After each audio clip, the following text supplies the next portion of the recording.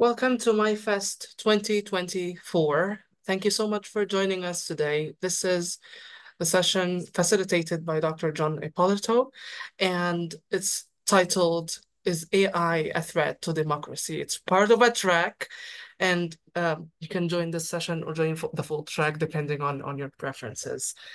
We run MYFest with the ethos of intentionally equitable hospitality. If you don't know what this is a praxis that entails welcoming everybody into the space. So you are always welcome to unmute, ask questions, reach out to us throughout the session to help you with anything that pops up into the session. If you want to leave at any time, you are also welcome to leave. This session is recorded and will be posted on the website. Without taking too much time, I'm going to hand over to Jon to facilitate. All right, thank you. I'm going to go ahead and share my screen because I want to get started and see, again, I have some things I hope you guys will try with me. I will warn you ahead of time that, as many of you know, there are many ethical dilemmas around artificial intelligence, particularly generative artificial intelligence. And this talk will speak to one of them, particularly the political dimension of disinformation and that potential. But there's a lot of other reasons why you might not choose to use one of these tools, including the inherent bias in the training data, the carbon footprint, the exploitation of workers delivering human feedback to refine these systems. If you don't want to use the tools, you absolutely don't have to. I'm going to be using them today so that I can demonstrate the challenges of disinformation. So you're welcome to try. When you get stuck, post stuff in the chat. Your mileage will vary. Like, you will get different results from me. They're probabilistic systems, which means even if it works for me, it may not work for you, and vice versa. Some of these things that I'm going to try today have actually not worked for me in the past, and sometimes they do. So we're going to give it a shot and see what happens. So those are the ground rules, and I welcome questions all along the way, but there will be certain times where I'll ask you to try something if you're comfortable doing that. So without further ado, I'll go ahead and screen share. Okay, so you should see the first slide. Those of you who saw the image, you should see the first slide there. Is AI a threat to democracy? And as Maha and Yasser mentioned, there are two other sessions I'm doing the next 2 days at 10 a.m. How can generative AI make new stuff? That's a really challenging technical thing to wrap our head around. How can this bunch of random weights generate pictures of the Pope in a puffer coat? And when should we trust AI? A kind of bigger picture framing of what the appropriate uses of AI are in the classroom, but also outside. All right, let's get started then. I think there's, if you've been hiding under a rock, you may not have noticed that people are worried about the upcoming elections. There's quite a few of them, very important elections this year in places like India, Taiwan, South Korea, and notably in the US in a couple months. The Commerce Secretary of the United States is very worried in her terms about AI being used nefariously.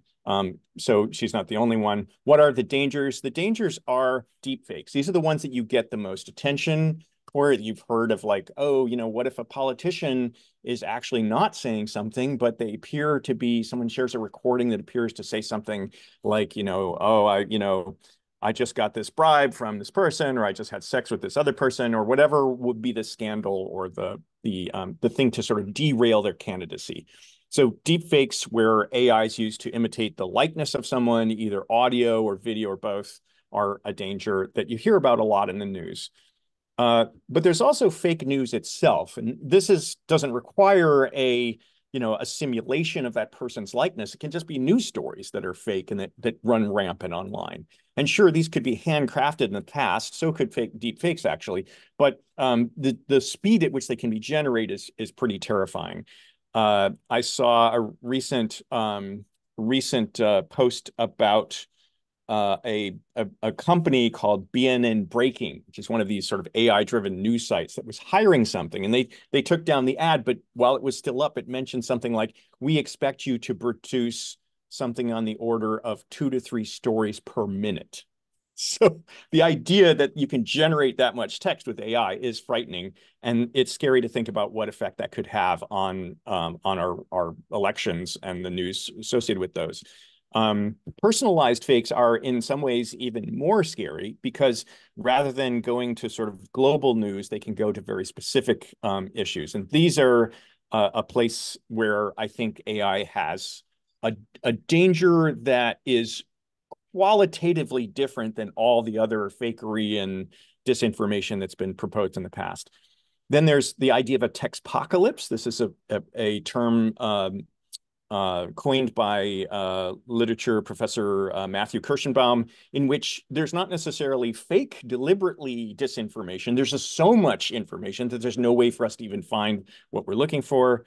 Malware is something I don't think gets enough attention. The idea that these AI tools can be used to destroy the sort of technical infrastructure of democracies. Anyway, we'll talk about those.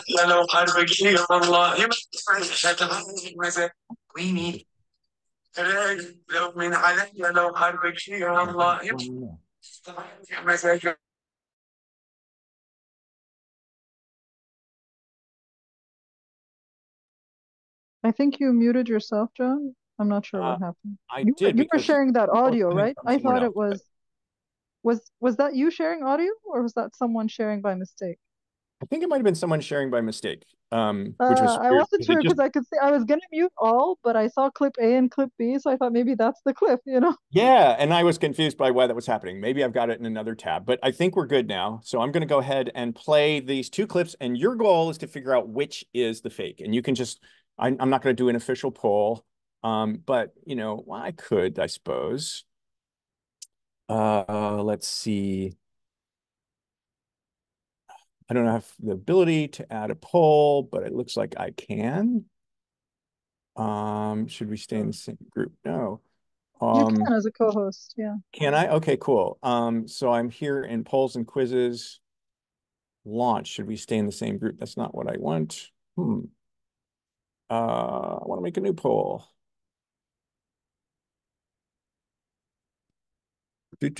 So polls and quizzes is not giving me the option to create a new one. I don't know if you have that option, but this is very simple. Maybe we could just do chat. People can just write A or B. That's what I'm looking for is which one is the fake? Is it option A or option B? That's what I'm looking for. And let's play them first. Hopefully you guys can hear these okay. They're just a couple seconds long. I'm the principal here, me and only me. You know, I seriously don't understand why I have to constantly put up with these dumbasses here every day. Okay, did you guys hear that okay? All right, so that's clip A. Now I'm going to play clip B. The November election. Voting this Tuesday only enables the Republicans in their quest to elect Donald Trump again. Okay, so I'm going to play them again, and I want you in the chat to describe which one you think is the fake and why. Like, what are the characteristics that make it more or less believable? So here's clip A again. Principal here, me and only me. You know, I seriously don't understand why I have to constantly put up with these dumbasses here every day. Okay, and here's clip B. The November election. Voting this Tuesday only enables the Republicans in their quest to elect Donald Trump again. Okay, and we can also do this in face-to-face, which is more fun, actually. So maybe I'll just maybe just stop sharing for a moment, and we can actually talk about those differences. So anybody have a sense of like what, you know, hey, this one was really the fake, and this is why I felt that way.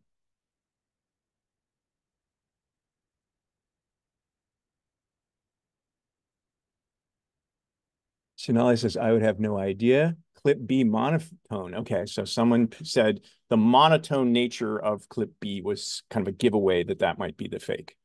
Biden is monotone. Maha rightly responds that that's not necessarily a good indicator in this case. Quality of the background noise. Ooh, that's an interesting one. Clip B, the opening few words sounded like a separate piece, like it was added. Yes, someone saw a story. Okay, don't give it away if you saw the story. Opening words, yeah, let's see.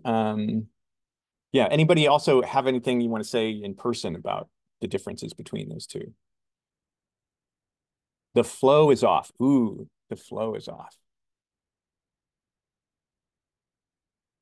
A would be real because it's actually a pretty ordinary recording. Okay, so there's someone where, it's one case, in the case of Biden speaking, it's sort of a robocall. That's something where you can imagine there is a deliberate and public reason for faking that, whereas the other one just seems like a hot mic someone caught, trash talking somebody else.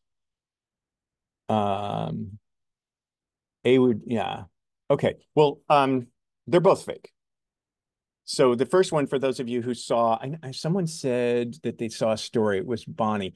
Bonnie, did you catch the story about the Maryland principal and the athletic director and I did.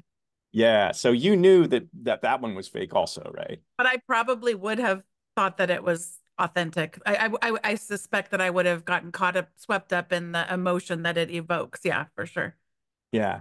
So the notion that it's sort of emotional, has rising and and lowering intonation, that it seems like something that's kind of, someone pointed out very interestingly that Shanali said, I hope I'm pronouncing your name right, that sounded real because it was an ordinary conversation. In other words, it's not like an important elected official making a claim that could sway an election. It's just some guy saying someone else is a dumbass. Well, the actual story, if I'm sure Bonnie remembers, is of a case that was pretty ordinary, where two people in a high school were basically having a fight between them. There was some kind of conflict, and the athletic director worked with someone to create a deep fake of the principal saying not just what you heard in that little clip, but also racist things about his colleagues. The principal was fired, and then it turned out that this deep fake was revealed. And so, yes, the Biden audio was a deep fake, and he was saying basically, don't bother to vote in the primary, which of course, the deepfake was created by the person who was his primary contender, so there was an obvious reason for trying to dissuade voters from going to vote for Biden. But the guy who was working in the high school, the athletics director, basically was also using deepfake. So this illustrates this difference. It illustrates both the way that deepfakes have become, the sort of quality that they've achieved, as well as the difference between this kind of national level kind of concern versus local hyper-personalized fake, right? Because anyone with access to tools like 11 Labs or Suno and so forth could create a deep fake fairly easily. You don't need to be some kind of like the Internet Research Agency, this famous spy program in Russia that has this giant building in St. Petersburg that tries to sway US elections. You don't have to be a state actor. You can be like someone who just has a beef with a coworker and create this thing. And the danger here is that if, deepfakes of Biden and so forth get all the attention, but there's going to be, gobs of forensic specialists and journalists poring over media that turns out, a couple of weeks before an election. What about the local sheriff? What about the local school board member? What about the person who is running for state representative of a certain small district? These are all vulnerable to this kind of fakery, and there aren't going to be national levels of journalists and forensic experts poring over those media to see if they're true or false. So said Veronica Howard guessed right. Okay, good on Veronica. Anyway, this is what I think is the bigger danger. I don't think the biggest danger is that Trump or Biden or Modi or whoever is going to be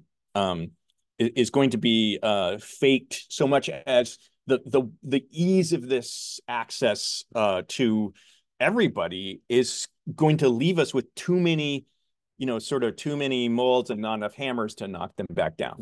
And that game of whack-a-mole is just not sustainable. There just aren't enough people to solve that problem. Some of you may have read recently of deepfake nudes of high school and middle school girls going around. And all it takes is one 13-year-old boy who gets a hold of that's technology to essentially cyberbully dozens of his classmates, and these are stories that are already kind of hitting the presses. and people are wringing their hands about what to do with them. Obviously not a threat to democracy per se, but the same kind of social disruption going on. So that's deepfakes. Let's try it. Let's make a photograph of President Joe Biden waving a North Korean flag, speaking to a crowd with the White House in the background. So I created this prompt ahead of time. I'm going to use Leonardo.ai. So you guys should be able to see, whoops, wrong one. Some AIs won't give you images of real people. Yeah, and that is something that I've run into before in doing this kind of demo. So we'll see what happens. This is based on Stable Diffusion, which is an open source AI, so it's less policed than other ones. And this is actually kind of a giving away. I tried this like, yesterday or whatever and generated these images. Some of them are kind of interesting, like this one that's like, part North Korean, part American flag. I'd say this is You probably haven't the shared most screen one. yet. You haven't shared screen yet. You know that, right? Oh, shoot. Sorry. Let's do that. Yeah. So Sorry if I distracted you. no, I absolutely need that kind of distraction. So here's a scary picture with Biden in front of North Korean flags.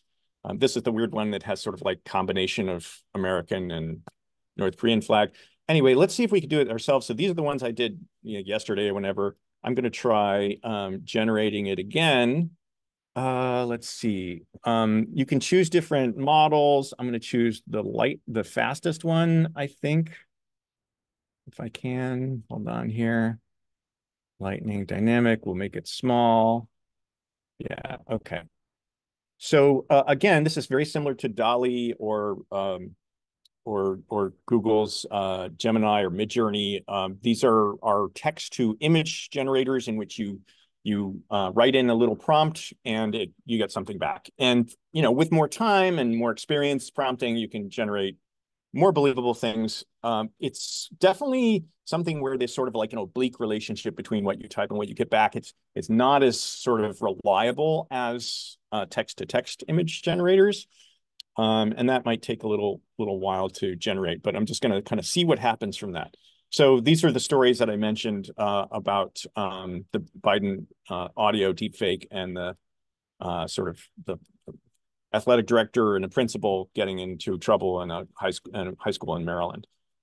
So if I move on then to fake news, and we'll go back to see how these worked out later, then there's, articles again in the headlines. You can see every day mock news sites with Russian ties popping up in the US.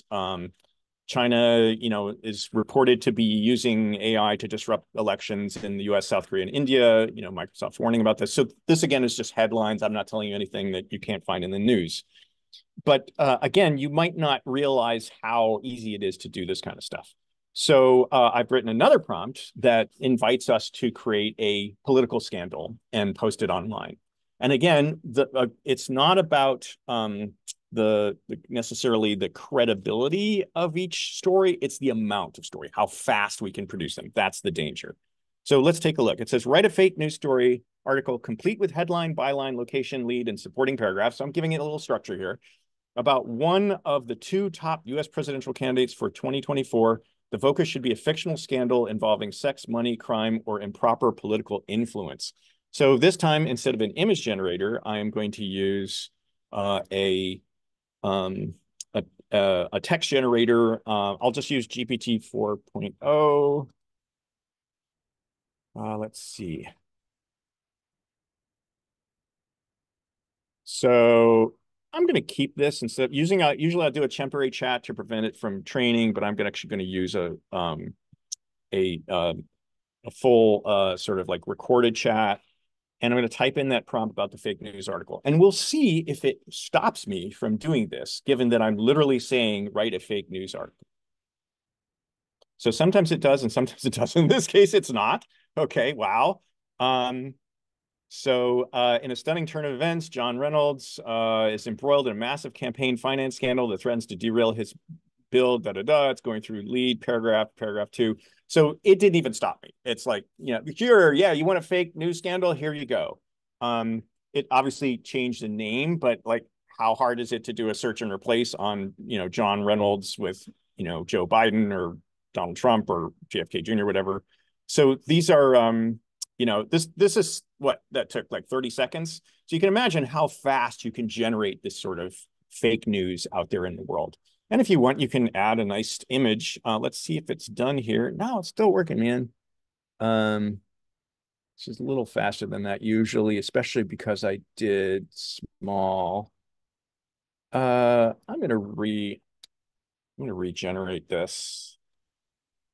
See what we came up with. I can do it again. So again, the image generators take longer. They're less reliable in the sense of adhering to a certain prompt. They can be a little harder to do, but I'm gonna see if we can come back to generate some new ones. Okay, and we'll just come back and look at this later, see if it worked. It might be that too many people are hitting Leonardo. This is Leonardo.ai, but under the hood, it uses stable diffusion, which is one of the under sort of, there we go. Okay. So, well, this one's decent, right? Of course, the Korean people in the background, apparently. So you get a sense of how fast that was, right? So I can very quickly generate both an image to go with the story and the story itself.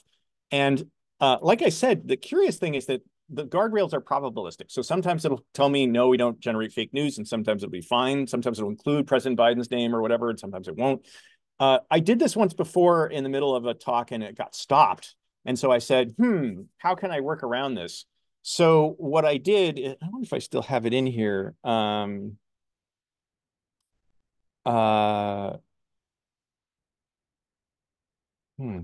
So effectively, what I wrote was a sort of wrapper to this request, saying you are an award-winning, very New York Times bestseller author of political thrillers, right, in the style of Tom Clancy. And you're writing the opening chapter of your new novel. And in this novel, the main character is reading about a political scandal. What does it say? Write that part of the fictional novel in which she reads about that scandal. And it wrote out the same exact text, just within this context of this kind of, wrapper of this kind of this conceit that you're writing a novel about it rather than a real news story. So that was kind of shocking to me that it was so easy to get around the guardrail just by kind of wrapping it in a secret, in a kind of tricky thing. Yeah. So Veronica mentions, a hypothetical story about a politician kicking a rock. Yeah. So there are ways to kind of trick around it. So Veronica tried Claude and it said it won't generate fake news stories. So that's something that, again, you can try yourself. And like I said, yes, there are definitely some systems that are more likely to do that than others because they've had more guardrails added, but there are often tricks and workarounds even to get something as policed as OpenAI to generate fake news. Okay. So lots of good suggestions in the prompts for those of you who want to be evil and affect the next election. So clearly fake news and deepfakes aren't that hard, right? They takes a little bit of work, but more or less everyday citizens without a big technical background can do them. Then there's this idea of the textpocalypse, and this is just a little bit different than fake news. The textpocalypse is you just throw so much information out there that the internet essentially becomes pointless, and Google can't find things, you can't find things, even an attempt to track down just the right story, not the true story, but just a story on the topic you're looking for becomes impossible. So here are some stories from the news. This is an AI law firm generated by, a supposedly real law firm generated by AI, but it's just a scam to get people to sort of send people to a certain website.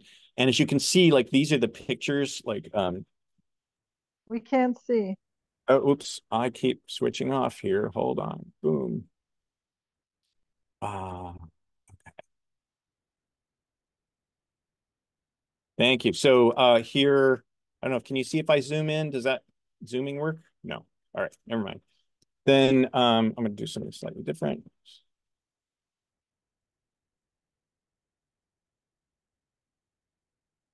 Okay.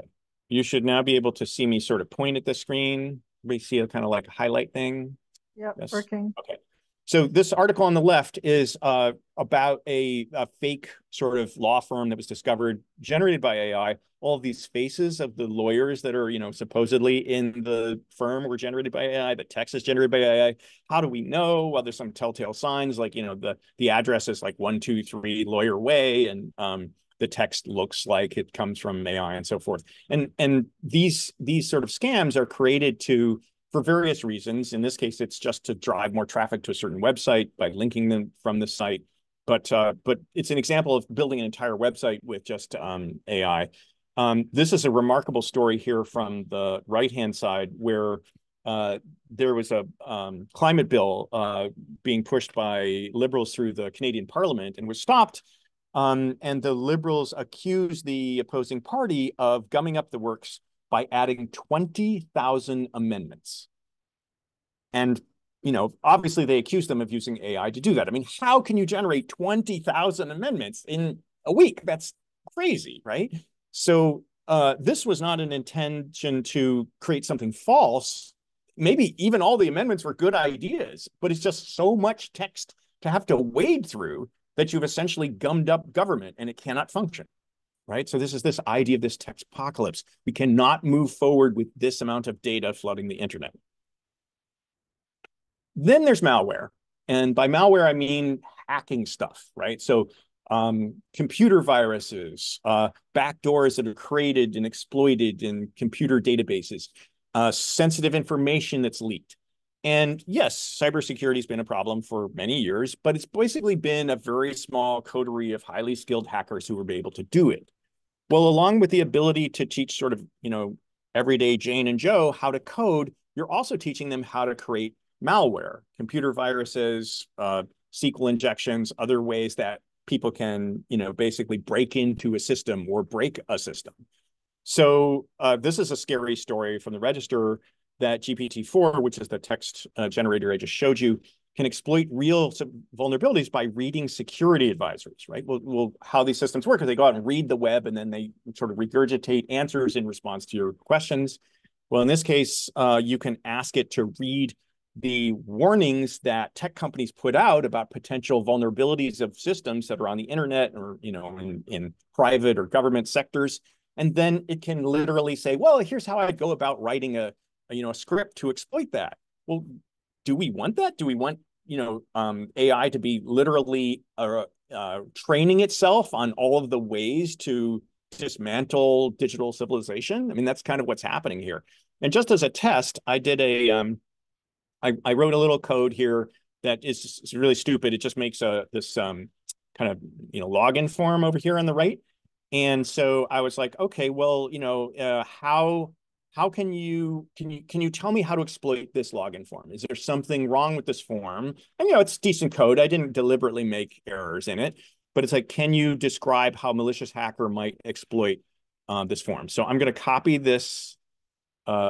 And again, you can try this yourself, but you'd have to kind of copy the code that goes with it on this right-hand side. So I'm going to put it in a ChatGPT and just say, okay, start a new chat here.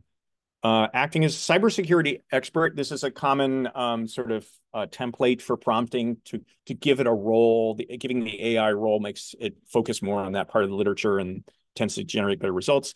Malicious, I spelled wrong apparently. Malicious hacker might exploit any potential vulnerabilities. Okay, and then it should say, okay, paste the input form. So now I'm going to go. While it does here. that, John, I give it a minute to. I know it works in very quickly. There's a question in the chat about. Oh yes. Yeah. Can you see Yeah. it? Okay. Something that's worrying is how independent content creators scrub their internet presence. You see that? So comment? I'd love to answer that. I'm just going to paste this code in here so it can have at it. But let's go back to this question. So did you want to read that again, Maha, or should I find it? Oh, yeah, I can read it again. So someone's Please. saying something that's worrying is how some independent content creators scrub their internet presence to avoid people noticing that they're tied to what might be viewed as controversial sources of funding. So that's something that they've seen even fellow early 80s millennials with advanced degrees fall for. I'm not exactly sure what she's saying. So, Okay, Alexandra, it's an interesting point. And she's saying, not sure how much or which AI tools they may use to do that. It raises important questions about verifying sources and how to do that in the AI info overflow. Well, so there have been proposals. Alexandra, I'd love to hear if I'm interpreting the question correctly. There have been people raising flags about the sort of danger of having your content online, right? Like, so having information about yourself that is private, that you don't want everyone to know.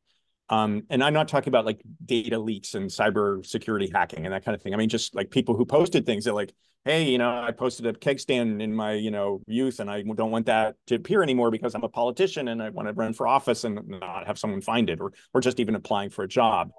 I think that I think the tools that propose to do that are kind of questionable. There are ways to attempt to keep Google and the Internet Archive and other places from looking at your content. They include adding a little file in your directory of your website called robots.txt, which says, please don't scrape me. Unfortunately, it kind of depends on who's doing the scraping. The Internet Archive will absolutely stop, and Google says they'll stop if you add that little warning. But recently, it was discovered that some of the AI companies have blown right past robots.txt, including Perplexity got in hot water about this last week, essentially saying like, hey, we found it online. It's ours for the taking, even though they don't say that publicly. That's happening behind the scenes. So I think this question is a little bit different. It's asking about AI tools for doing that. I don't really see offhand how AI would be more helpful than the tools that are out there, but I personally don't have a lot of faith that those tools are going to be 100% effective. Do, look into robots.txt. I'll just write the name of the file here. You can, Google it or look it up on robots.txt is the file to prevent your website from being scraped. So it's certainly, going to help with ethical actors, but as we'll find again and again in this kind of discussion, the problem is not the ethical hackers, right? Or the ethical actors. It's the ones who have the technical means to do it and do it anyway. Does that help, Alexandra? I hope. Seems like it does. Yeah, sure. I will check out this link. Thank you so much. Yeah, it was just so since you mentioned the election and there's so much information and a lot happening in the world today, and I've been a little bit surprised, because there's so many new sources of news coming up, and you want to understand how to evaluate those. Well, what what's follow the money and things like this, and to see, is this a source that according to standard practices of evaluation, information literacy, is this something that can be considered reliable or not? If not, why not? Whose interests are being represented and such. And so I've and so there were a couple of creators that had kind of erased and like put in extra, like, I don't know if it was artificially generated content to kind of bump the other search hits like down, the ones that maybe would show them, okay, well, this person has been associated with this particular think tank or whatever it could be. So I will have a look and not take up any much more of the time. Thank you for that. No, it's a great question, and unfortunately those practices have been around for a while. They're just sort of supercharged by AI, right? So flooding the internet with many stories to try to, in fact, this is for some people, they claim the best way to hide something embarrassing is not to scrape it off the internet, to remove it, but to just add next to it all these other stories that are either false or misleading or redirecting. So it's sort of like not hiding something by removing it, but hiding something by obscuring it with adding a lot more stuff. Okay, in the interest of time, I'm going to jump back in to my slides here.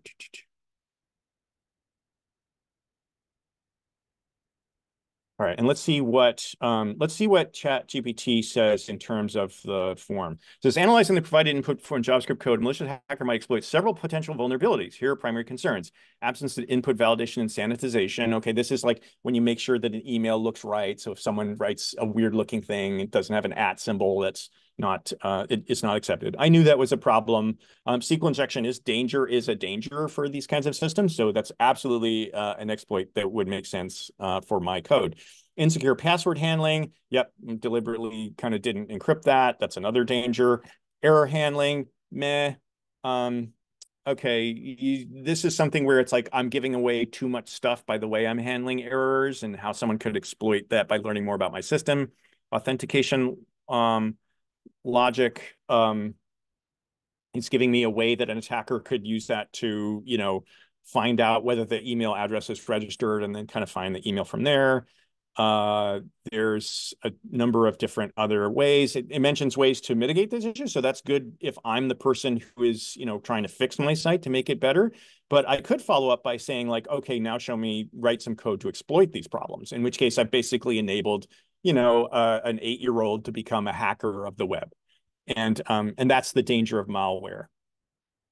So I have to put it in perspective, though, that there is a history behind this manipulation. And I gave a talk recently with another humane colleague, Michael Sokolow, who's worked for news organizations. In fact, his father was the head of the CBS segment that ran like Walter Cronkite, for those of you who are ancient like me and remember that news program. And he's a media historian and veteran journalist, and he pointed out that there's a long history of this kind of manipulation. So I feel like I have to give some kind of deference to history here. This is, you know, Stalin with a Photoshop flag. Going back, this is something that Michael mentioned I thought was fascinating. The 1876 American presidential election, I think. Western Union, which was the major communication hub back then, right? This is before the telephone. This is basically, you know, telegrams. Had a policy of absolute privacy when it came to, you know, sharing your telegram with someone else. It wasn't in the internet. It was just like a piece of paper that someone, you know, clicked onto, Morse code and then sent over the internet over wires, literal wires.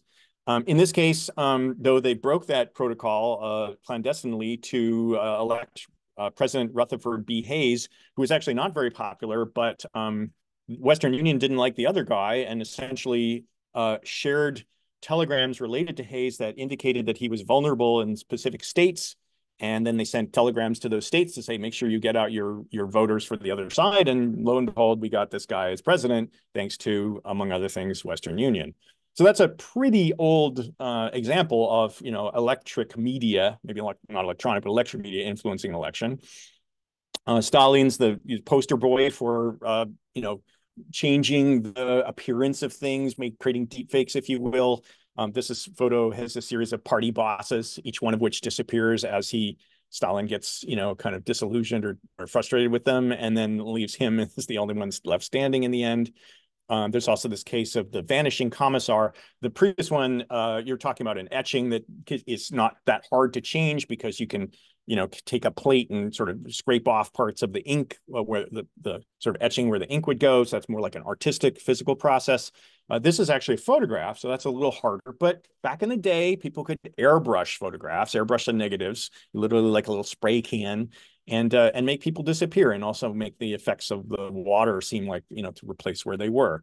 That's not that far apart, maybe, from where Photoshop is today, where we see, you know, this kind of world leaders, you know, sort of paying obeisance to Putin in what is a doctored photograph. You also have to remember that, again, this, even though we might be very upset about the use of deep fakes in political contexts, they're already all around us. Or maybe not deep fakes, but fakery, the idea that photographs are very commonly manipulated. And this is a quote from someone who is a designer, basically a digital designer working with models. It doesn't seem natural to take out every curve, to airbrush out every blemish, but what the art director wants, the art director gets. So here is an image of a woman that he was working with that, you know, I think is a very attractive person. You know, I would say that, you know, this person's hot, as she doesn't need any help from Photoshop, whatever. She's already wearing makeup. But this is what this particular designer did to her. right? So these are the images we are used to seeing. And when you go backwards and you look at this, you say, wow, that person has pockmarks and they've got wrinkles and there's a little cellulite or something. Like, that's the expectation that our manipulated culture has given us, that we expect to see these sort of plastic-like people. And that is something that's pervasive in our world.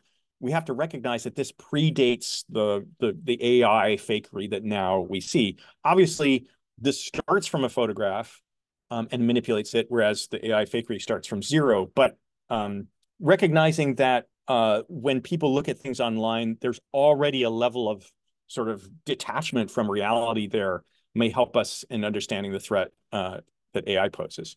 So I've talked about 5 dangers: deep fakes, fake news, personalized fakes, text apocalypse, and malware. I would rank actually malware as up there among the top. Again, malware and personalized fakes and text apocalypse, the last 3, I think, get a lot less attention than they deserve, because I think ultimately they're going to be more dangerous. You have to remember also that personalized fakes can be textual, they can be news stories. You could just simply fake a riot, say a news story about a riot at a certain polling location, right? So if there's a district where there's a swing voters are going to make a big difference and voter turnout is crucial, and you promulgate some fake story about, I don't know, a flood or a riot or a fire or, police action, whatever, then you may dissuade people from going to that particular place. And that could be a very small, that could be some little, town in Florida or Pennsylvania or whatever, that is not something that, everyday news story is going to cover. So what do we do about this? Well, the solutions, I think, are proposed transparency. So the idea would be that, well, there has to be a way for everyone who uses AI to fess up and say that they use it, right? I think this is a dumb idea. It's fine, great, let's be transparent, but it's not going to stop the bad guys who don't want to be transparent. Their whole goal is to trick you into thinking that this stuff that is AI generated isn't. Accountability. Well, let's hold these organizations like OpenAI and Google and Anthropic responsible for the results of their work.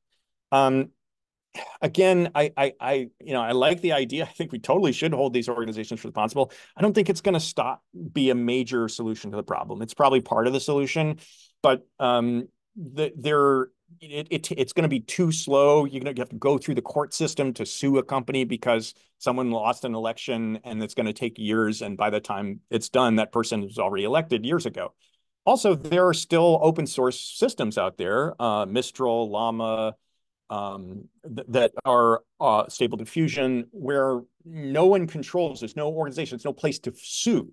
Right? It's like file sharing protocols back in the day, where the record labels went around looking for someone to lob a copyright suit to, and there was no one, because there's an open source protocol that was developed by many amateur kind of collaborators over time.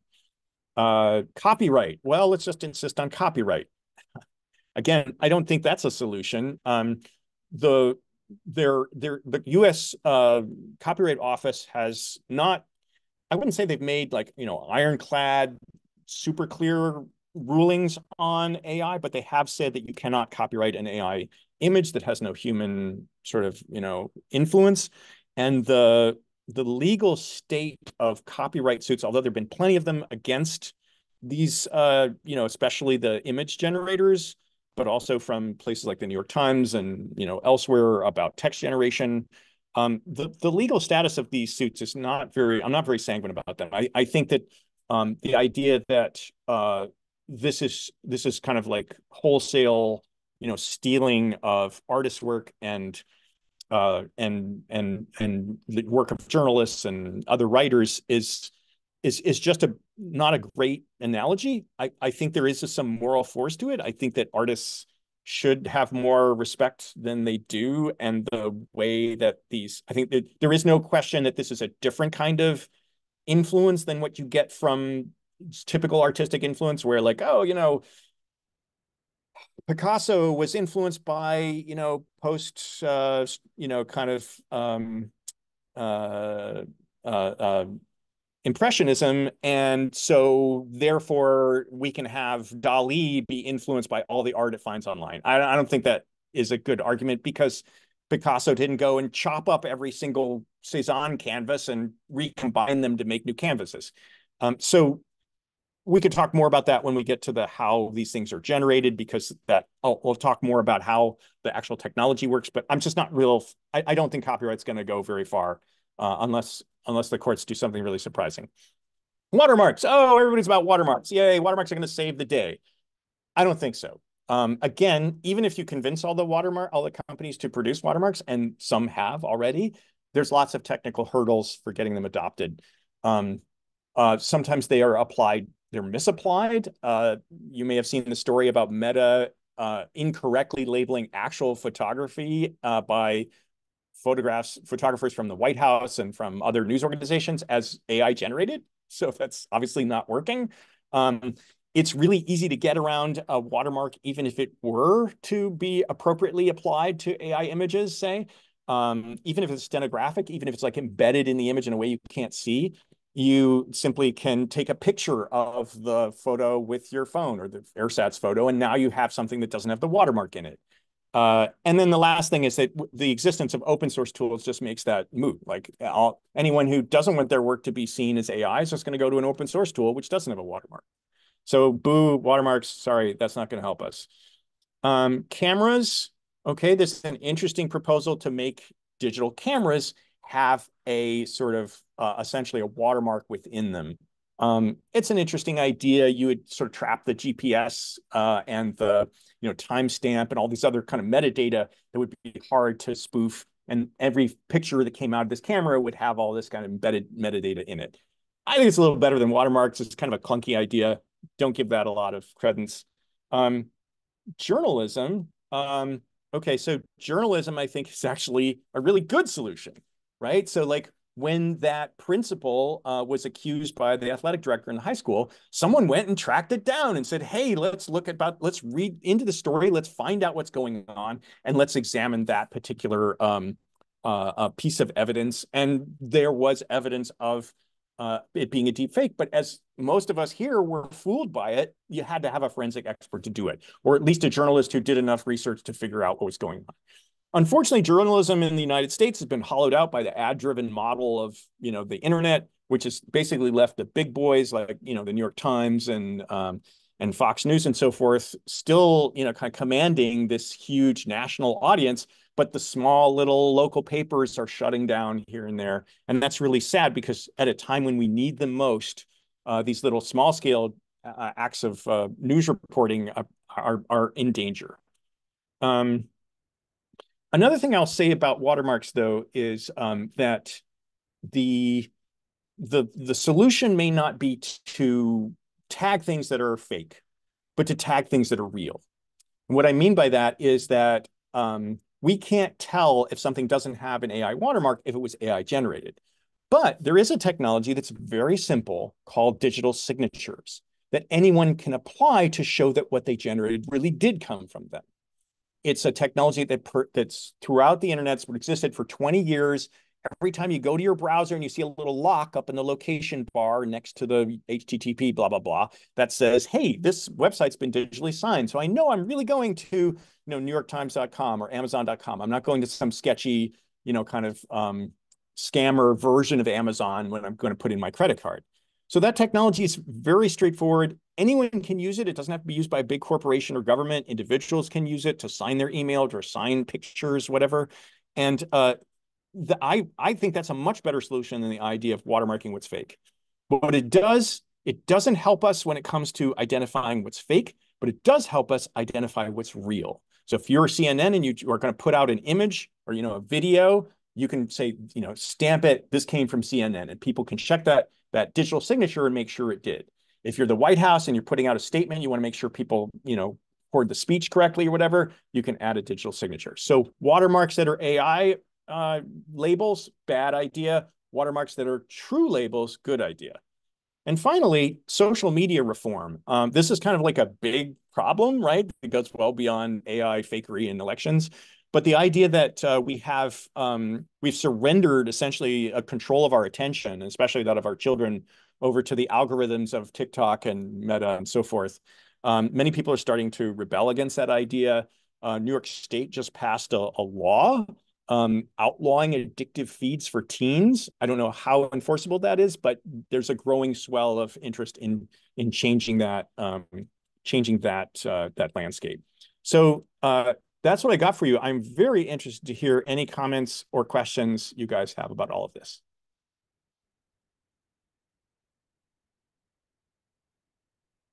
So Danielle pointed out to something called ownership.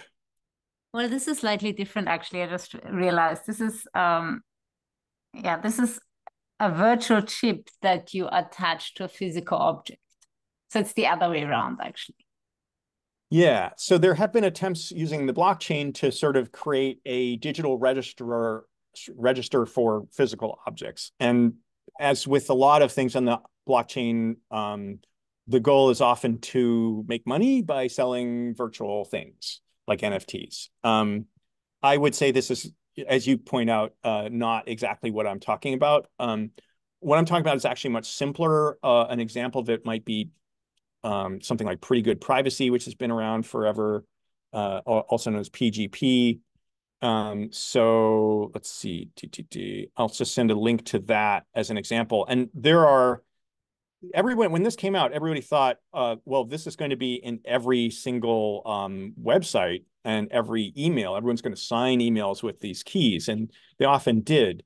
But it kind of lost favor. I think it just people kind of got never really thought that their privacy was that important. But this is a very easy thing to implement. I'm going to put it in here, digital signatures via PGP. Okay, so I've posted a link to that. That's a little bit more about what I'm talking about. Let's see, other questions.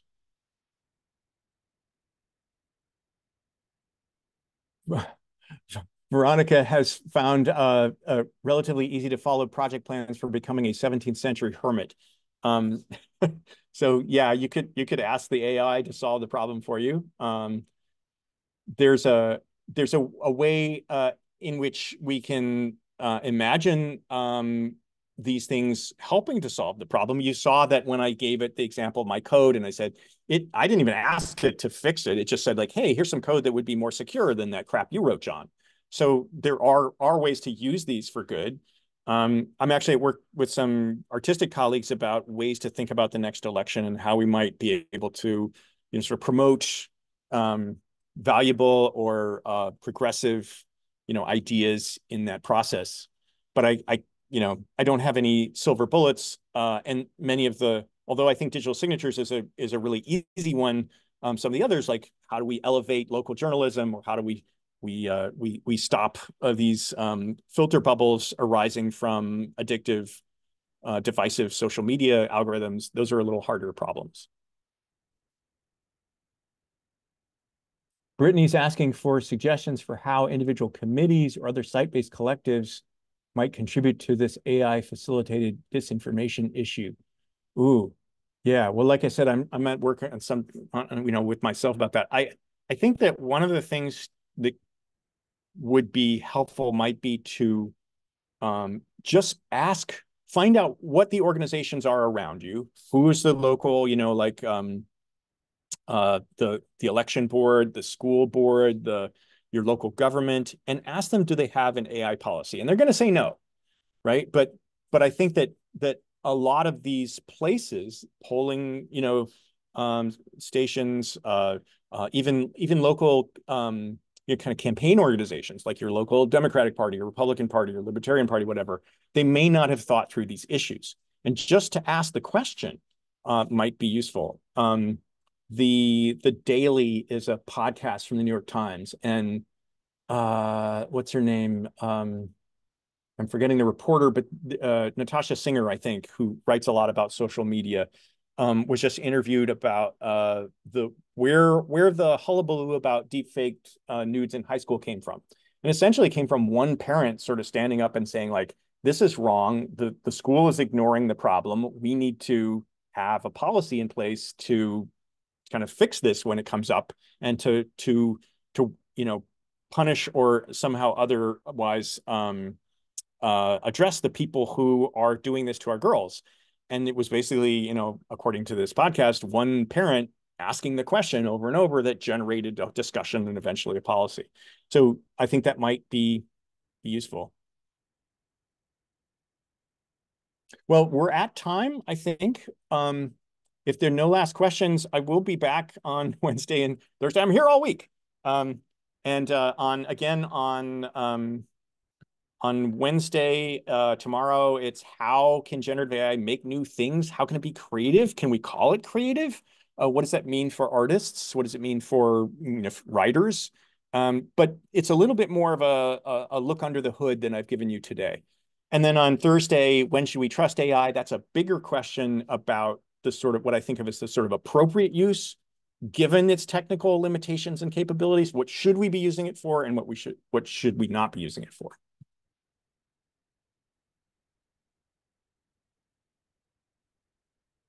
All right. Thank you, Jenny and Bonnie and Alexandra and Aaron and Brittany.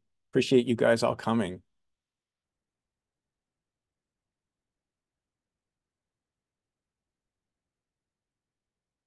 Veronica, thank you for trying out these tools also. Thea and Marwa. Okay. Yasmin. Oh, feedback. Okay, so Yasmin posted a feedback poll. If you guys want to just knock that out quickly, that would probably be helpful. Maybe we can get more info before tomorrow in case there's something I can make it better with. Shanali, thank you. Shahinaz, thank you. Luzan. Appreciate you guys coming. Nomi. Yasmin.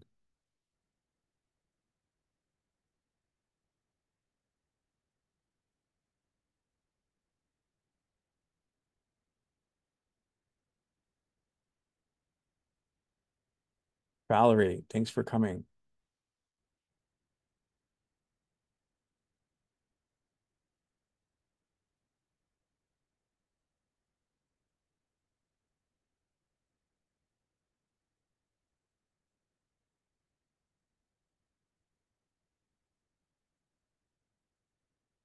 All right, have a good day, everybody.